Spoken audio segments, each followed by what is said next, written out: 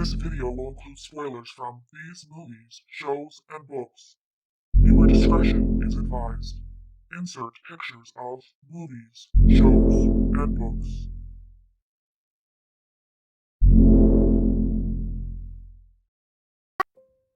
With the rising popularity of texts that feature characters with morals that don't align with good or bad, a new type of character has been pushed to the forefront of pop culture, shoving aside the fall from grace heroes and the sympathetic villains. The morally gray character. While the morally gray character may want to rule a planet and kill all who stand in the way while being willing to sacrifice themselves for those they love, because love conquers all. Their main goal is to surpass tropes and cliches. Now, the MGC may have started off as wanting to redefine what we considered to be realistic characters, or perhaps wanting to introduce realistic characters into the realm of entertainment, especially in the fantasy, sci-fi, and action genres, where realism seemed to be lacking. However, the MGC, and the moral extremes associated with it, has become a trope all its own. Or maybe it was always another extreme we mistook for a happy medium between black and white morality. Morally gray characters are not realistic, and here's 13 reasons. Morally gray characters are not realistic, and here's why I think so. Teil 1, or Part 1 for English normies. Moral compasses don't always point north. Here's the kicker. There's different types of people in the world. I know, obvious, right? So, while there's different types of people, that also means that there's different types of characters too, because, after all, characters, whether humans, aliens, bacteria, are all influenced and inspired by people. Or maybe completely modeled after people if you're one of those writers who inserts that friend who backstabbed you and you kill them off in chapter 1. I've never done that. People are complex. They have many different personalities, quirks, habits, traumas, relationships, religions, etc., which all show up on character creation checklists that I look up when I get in my head and I start doubting if I'm a good writer and if my characters are dynamic and well-rounded and believable and I'm on the verge of a mental breakdown. It takes a while for people to figure out who they are, and it's not always a linear or logical process.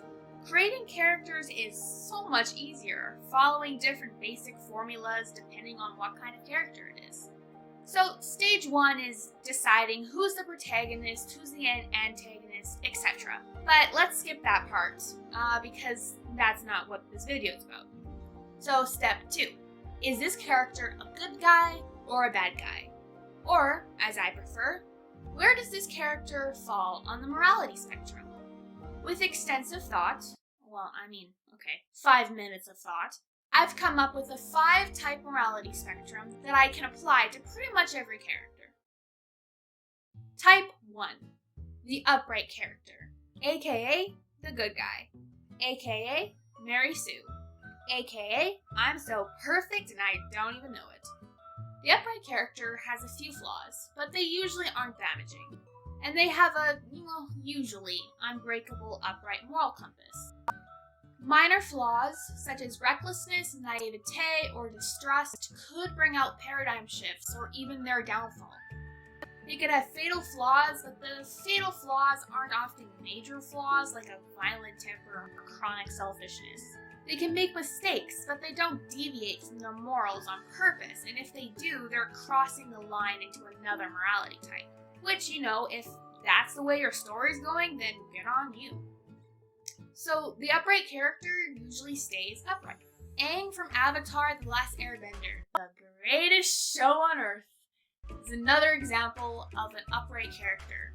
Or my first example, actually. I don't know why I said another.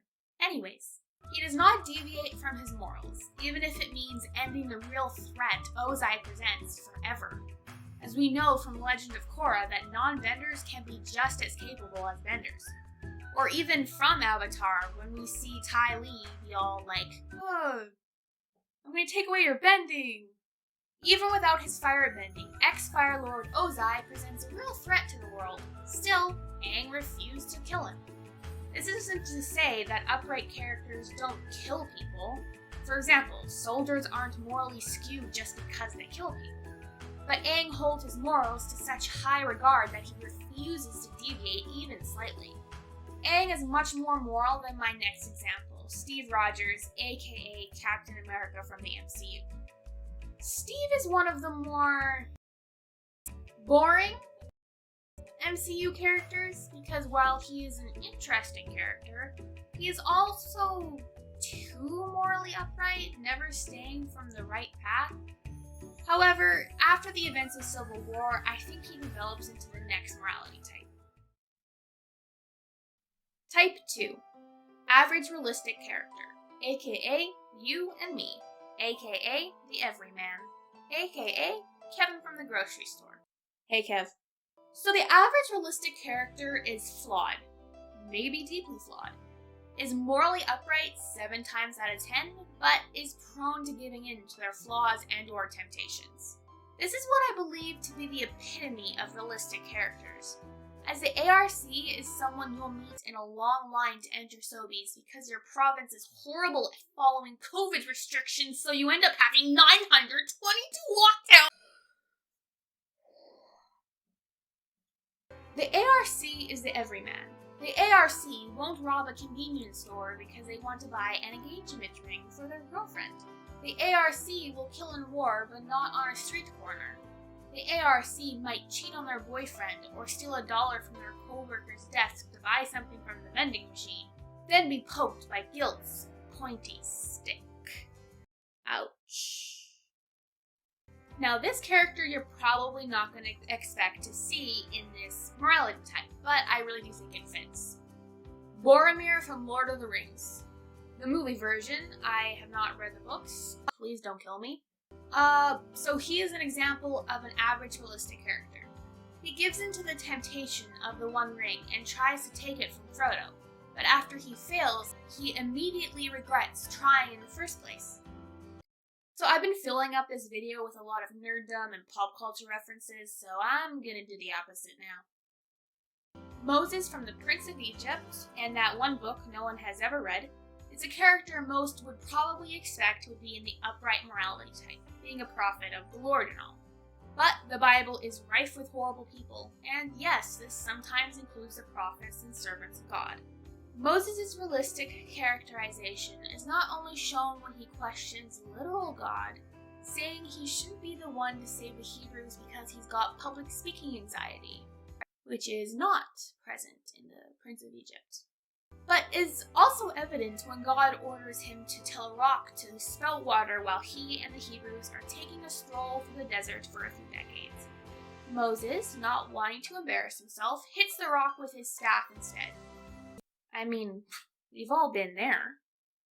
Because of his disobedience and doubt, he doesn't get to enter the promised land with his brethren. A person disobeying their God and religion? What? No.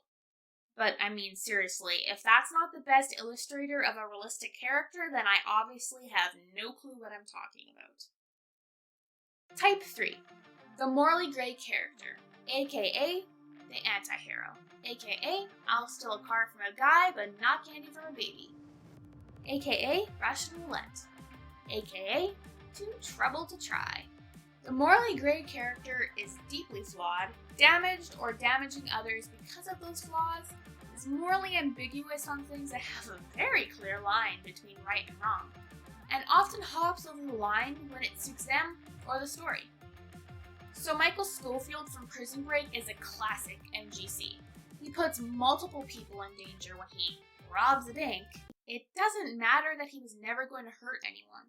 As soon as a gun is involved, things can go wrong very quickly. Obviously.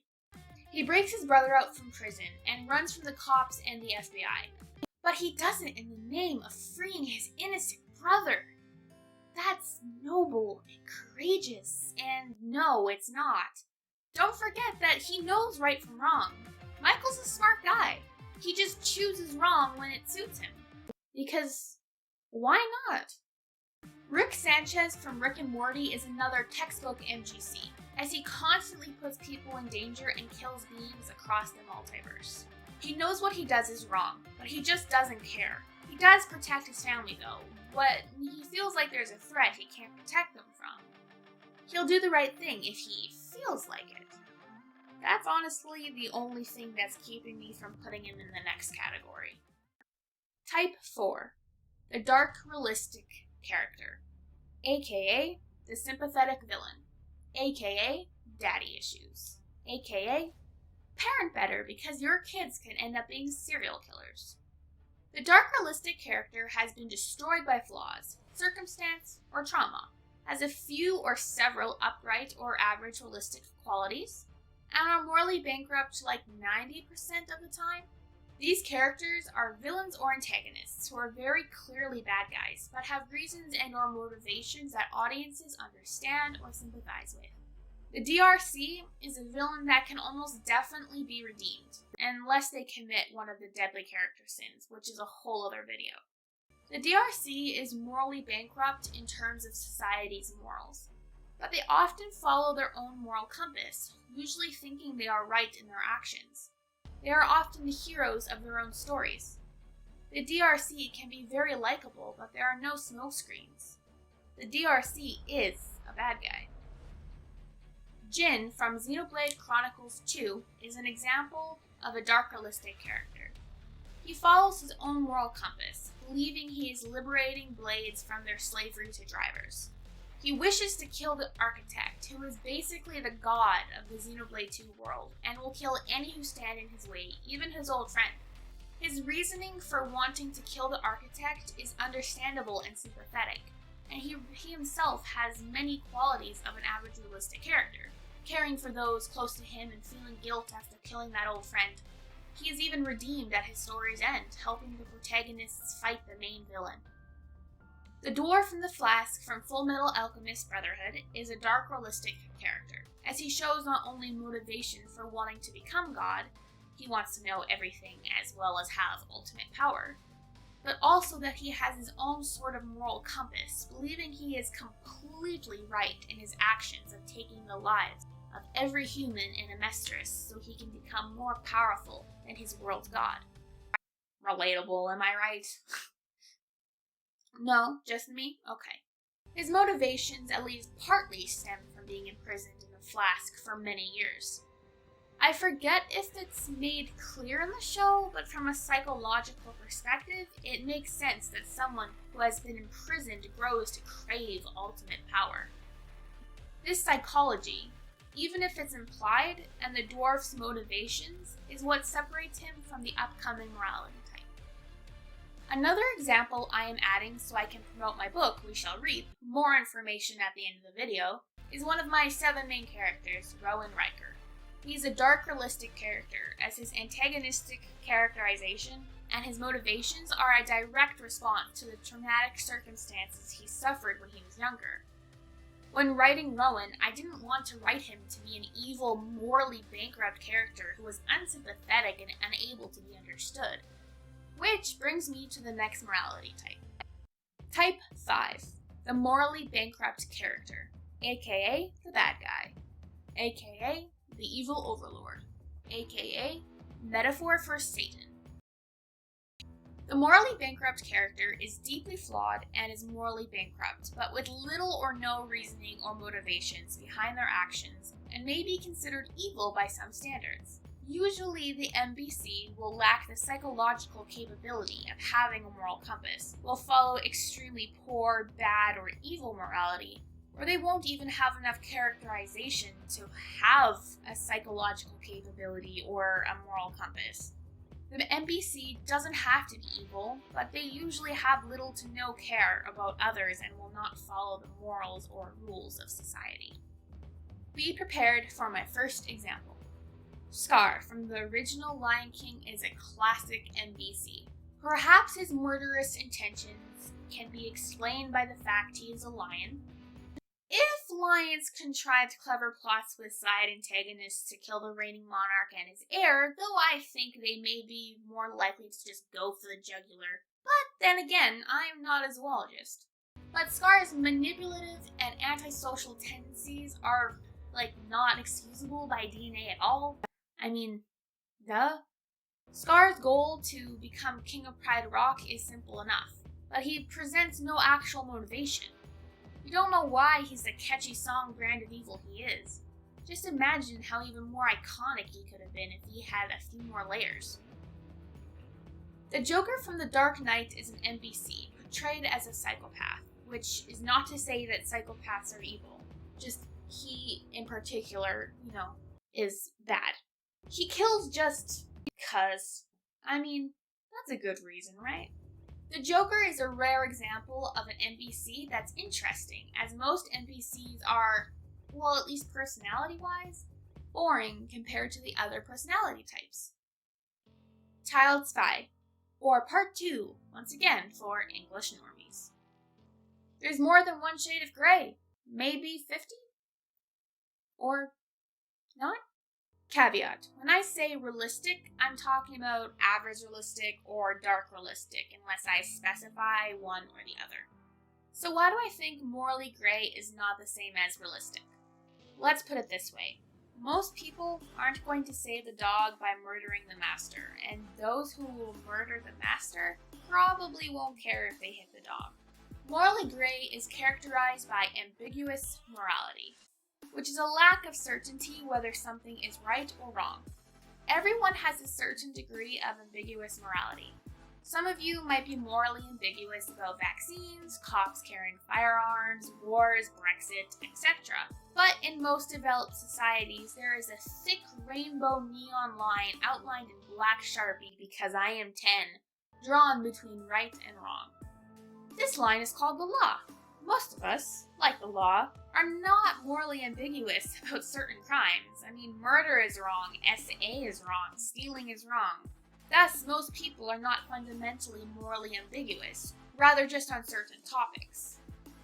Morally grey characters consistently cross that moral line.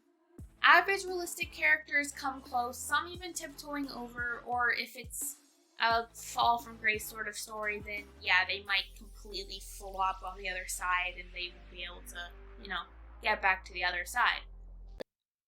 Articulate. But they know what they're doing is wrong and they usually regret it. Dark realistic characters have already crossed the line and they stay on that side for good usually. The MGC has become a new extreme, a trope that might have more leeway than the upright character or the morally bankrupt, but it has become a trope nonetheless. The MGC might be less predictable, but you can be assured they will cross that moral line at least once, whether it be the good side or the bad side. They're sort of the definition of predictably unpredictable. So a good example of the difference is the anti-hero. Anti-heroes are a main character in their texts, but they lack the traditional qualities of a hero. Deadpool is an anti-hero, and probably the definition for morally grey on Urban Dictionary, beside, just Game of Thrones in general. He's the main character. He's a hero, but he's definitely not morally upright. You would not consider Deadpool to be a good representation of the average person, and if you did, please, stay away from me. This isn't to say that MGCs are not interesting. I think they're super interesting if done right. I don't think we've exhausted the trope. Plus, there's so much you can do with an MGC that you can keep the story interesting for longer than other morality types. But don't confuse interesting with realistic, because let's be real, you're not as interesting as Rick Sanchez, but you're not as boring as Steve Rogers. And I sincerely hope you are not on the other end of the spectrum because, well, duh. Realistic is defined as representing familiar things in a way that is accurate or true to life. The morally grey character is a combination of the upright and morally bankrupt. They are good and bad, contrasting sides colliding into one to create almost an abomination of a character. Tormented by guilt one minute, killing thousands the next. I mean, well, that's just a day in my life. I'm not saying that the MGC character isn't realistic at all, but I don't think they are more realistic than the upright character or morally bankrupt character. I just don't believe that there are many people out there who flip-flop over the line so severely and so often. The MGC is an interesting character, and can certainly occur in real life, but there is nothing about the MGC that is familiar to the average person, and thus can we really say it is truly realistic. Conclusion with a French accent. The morally grey character was meant to be a more realistic character in an entertainment industry filled with two-dimensional characters and tropes and cliches, but it traded two extremes for another. There's more than one shade of grey, but we've painted modern characters the same shade for years, and now we're swimming in an entertainment ocean of backstabbing and murderous good-doers. I mean, ew! Deluding ourselves into thinking this is realistic, we have come to accept that we are all two-faced, violent when needed, demi-bad guys. I mean, come on! Give ourselves more credit! Or, I don't know, maybe I'm naive and I was born with my shoelaces tied together, making me constantly trip over the moral line. I don't really know. Okay, roll the shameful promo. I wrote a book. It's a psychological fantasy. And here's a blurb. Jel Fahara has two regrets. Meeting Rowan Riker and letting him live. When he comes back into her life asking Jel for her help to save a dying nation, she knows it's her last chance for revenge.